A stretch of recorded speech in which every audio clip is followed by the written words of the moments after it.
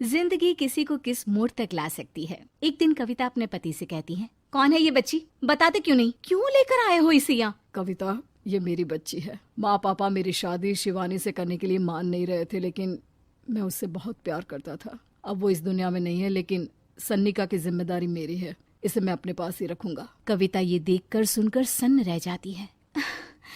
कैसी बात कर रहे हैं आप? लोग क्या कहेंगे? मैं कैसे इस बच्चे के साथ जीवन चलाऊंगी? देखिए, इसे देखकर मुझे टेंशन हो रही है। आप इसे ले जाइए यहाँ से। मेरी भी तो बेटी है, मैं उसका हक कैसे मार दूं? दिनेश कविता को किसी तरह समझा लेता है। देखो सन्निका, ये आज से तुम्हारी माँ है, इन्हें तुम्हें माँ कहना है। कविता को तो सन्निका को देखना भी गवारा नहीं है, फिर वो उसकी माँ कैसे बन पाती? और शायद दिनेश भी ये हकीकत जानता था। कुछ साल बाद देखिए, अब राधिका बड़ी हो गई है, उसके लिए किसी अच्छे घर का रिश्ता देखिए ना। शादी तो करवानी है ना? हाँ, लेकिन सन्निका उससे बड़ी है, पहले तो उसकी शादी तय करेंगे ना। जमाना जानता है कि वो एक नाजायज लड़की है, कोई उससे शादी क्यों करेगा? वैसे भी आता है क्या उसे, जो कोई उसे अपने घर की बहू बनाएगा? तभी वहाँ सन्निका आ जाती है। पापा, मुझे स्कॉलरशिप मिल गई है, आगे का सारा खर्चा यूनिवर्सिटी वाले उठाएंगे। मैं कल ही वहाँ हॉस्टल में शिफ्ट हो रही हूँ। लो, सुना दिया ना फैसला। अरे अब क्यों शिफ्ट हो रही हो? पहले ही हो जाती शिफ्ट। दुनिया में यूं कालिक तो ना होती हमारी। क्या यार कविता, एक तो खुशी की बात है कि लड़की को कुछ आगे बढ़ने पढ़ने का मौका मिल रहा है, लेकिन नहीं, तुमको तो केवल ताना मारना ही आता है। जाकर देखो शिवानी क्या कर रही है। अरे हाँ, मैं शिवानी को दूध देना भूल गई, वो कैसे उठेगी? कविता को ये सुनकर गुस्सा आ जाता है। हाँ हाँ, अपनी किताबों से फुर्सत मिले तब ना।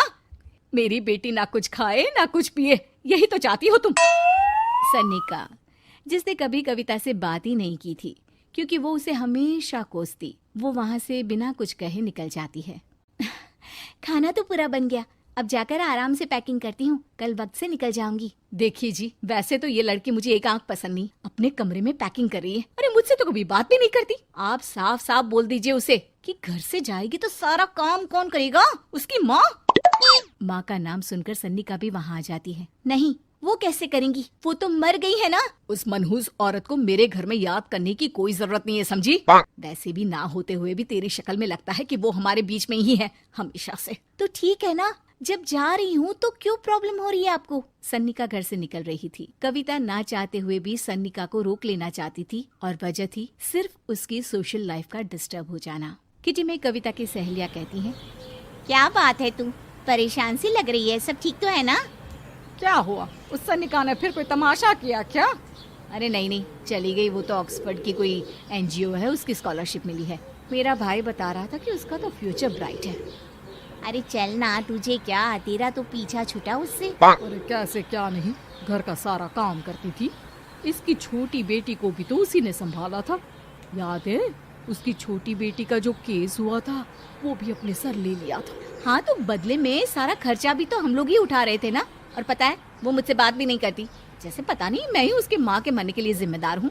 अरे खुद को क्यों दोष दे रही है? तूने जो किया शायद कोई नहीं करता। कविता को समझ में नहीं आ रहा था कि उसके साथ ऊपर वाले ने ऐसा क्यों किया। वो शाम को घर आती है। आज तो बहुत खुश होगी तुम, एक बला से छुटकारा मिला ना तुमको। बेचारी की जिंदगी नरक बना कर रखी थी। वो तो कहते हैं ना, ऊपर वाला सब देखता है। देखो, चुन लिया उसने अपना रास्ता। कविता का मन तो करता है कि वो पति को सब कुछ सुना दे, लेकिन सामने सास खड़ी होती है। ये तो है, बेचारे को खाना बनाने से लेकर घर के सारे काम करने पड़ते थे। बाहर का भी कोई काम होता तो वही देखती। अब देखते हैं घर का काम कैसे होता है। तभी कविता की बेटी उसके लिए चाय लेकर आ जाती है। लो माँ चाय। कैसी रही किट्टी?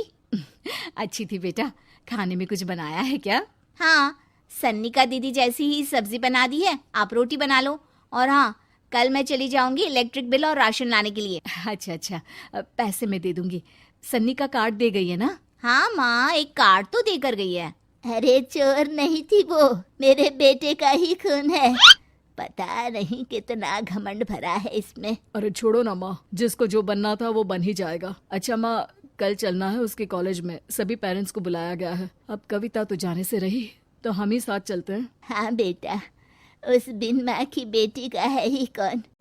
अब क्या था, कविता का गुस्सा फूट पड़ता है। हाँ, आप लोगों के जैसे तो इंसान नहीं देखे मैंने।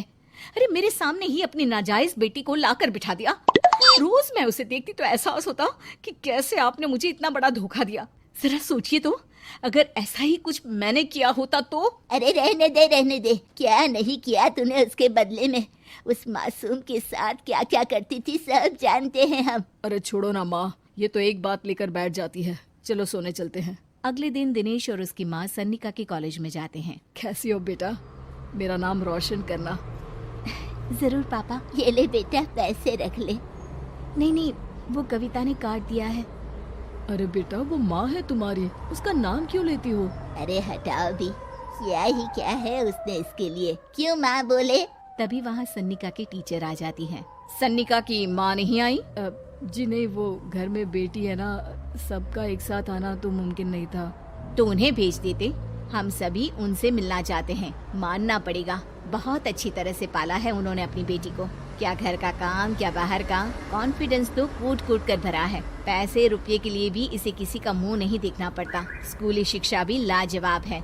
पिता और दादी को एहसास होता है कि जिस कविता के पालन पोषण पर उन्हें हमेशा से शक रहा, वो सन्निका के भविष्य के लिए किसी वरदान जैसा साबित हुआ।